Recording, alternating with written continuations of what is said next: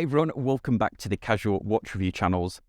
One of the interesting things this year is I've got quite friendly with the team over at Citizen US. And like a library, they've allowed me to borrow watches to do reviews, which is really cool because I get to review watches for you and I get my hands on the newer Citizen watches without having to buy them myself. So I get to borrow them for a period of time to do the review. You saw me recently do the EcoZilla, which was an interesting watch. And now they've sent me in the quartz chronograph. This is the Attesa. This is one of Citizen's more high-end titanium chronograph watches. Let's flip the camera around, dive into the review, and then let me know what you think at the end of this. And if you're new to the channel, I would love it if you hit that subscribe button. Let's flip the camera around and dive straight in. The Attesa collection made its debut in 1987, positioning itself as a range of watches for the discerning individual who appreciated both style and functionality. The name Attesa is actually derived from the Italian word meaning weight or expectation. In Citizen's words, that symbolizes the anticipation and excitement associated with owning a timepiece from the Citizen line. So that's originally where the name came from. One of the notable features in general of the Attesa line is their emphasis on radio-controlled timekeeping. However, this particular model we're looking at today, which is the CA0835-61H,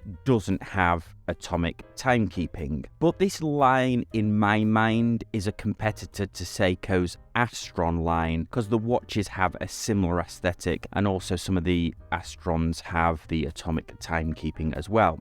The watches are often crafted with high-quality materials such as titanium, like this model, and you have heard me saying before that Citizen do an excellent job of their titanium watches, really putting some of the luxury brands to shame when they make such a song and dance about using the same material. In particular, this model uses Citizen's Super Titanium. This is a proprietary titanium alloy developed by Citizen that enhances the durability and strength of the material. Super Titanium is largely renowned for its exceptional lightweight nature, making it comfortable to wear for extended periods, and this watch incredibly only weighs 95 grams. Despite its lightness, it boasts remarkable strength and hardness, offering superior scratch resistance compared to traditional stainless steel, which is always confusing with titanium because some titanium does scratch much easier than steel. In this particular use case, Citizen have strengthened this alloy to be resistant to scratches,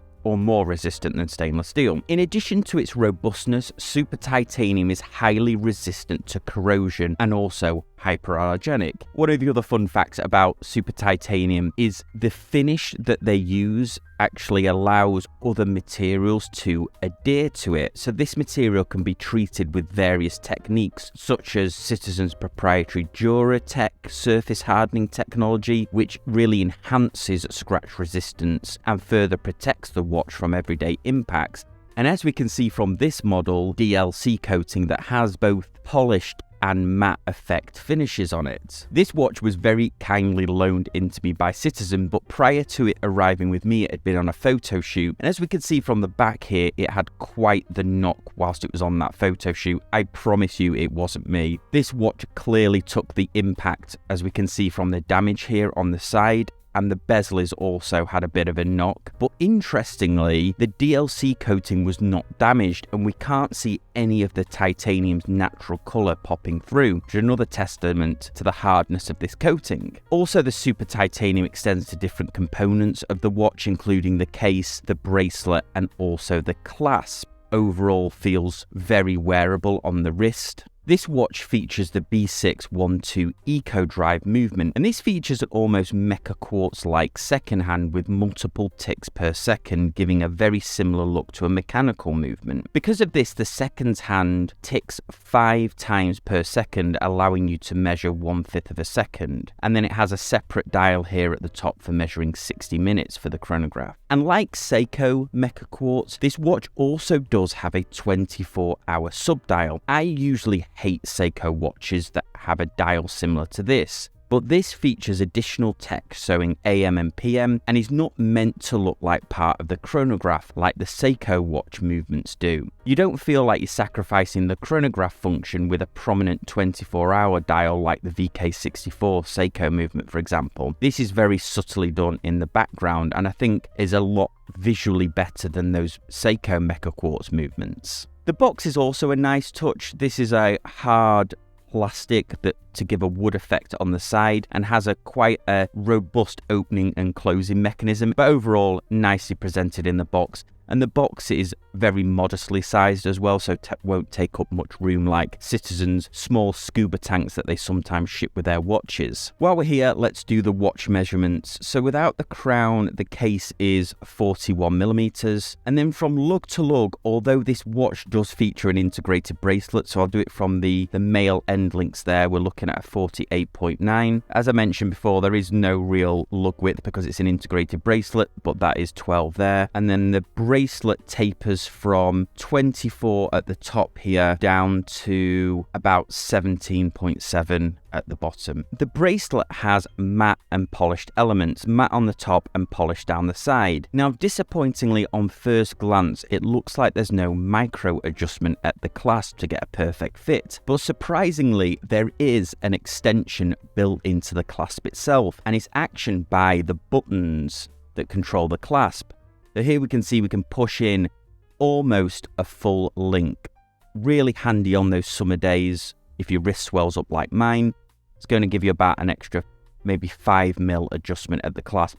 And I love the way they've integrated it in and not bulked out the clasp itself. It's one of the reasons that I love Christopher Ward watches, because they offer this micro adjustment at the clasp, although this is a lot more refined and in keeping with the dress chronograph style of this watch. Here you can see it on my 7.2-inch wrist. The dial is housed behind a flat sapphire crystal. I don't think it has any AR coating on it, judging by the wrist shot here.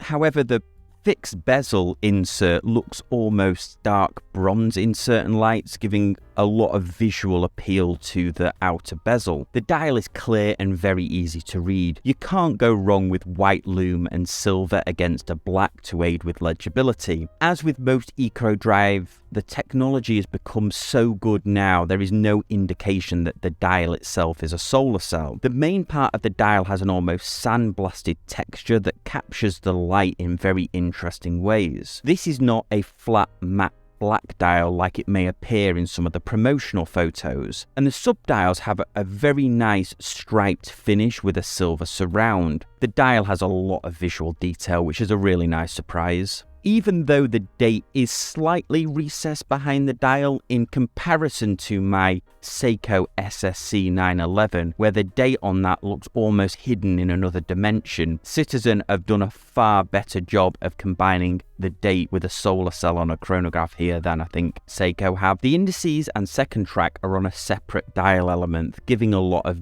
visual depth. The running seconds and chronograph 60 minutes are framed in silver and thankfully have clear markings on them. The watch is more of a casual dress chronograph, but would have no issues being used as a proper chronograph at all. The dials are functional and legible, and not just for aesthetics. The hands are perfect for this watch. A very nice looking set of hands. The minute hand goes almost all the way to the edge. The only negative is the unloomed second hand, I would say. With a water resistance of 100 meters, you should be covered for most of life's journeys. The rest of the case is very geometric, and I quite like the look of it. Some nice polishing effect elements and matte finishing down the sides.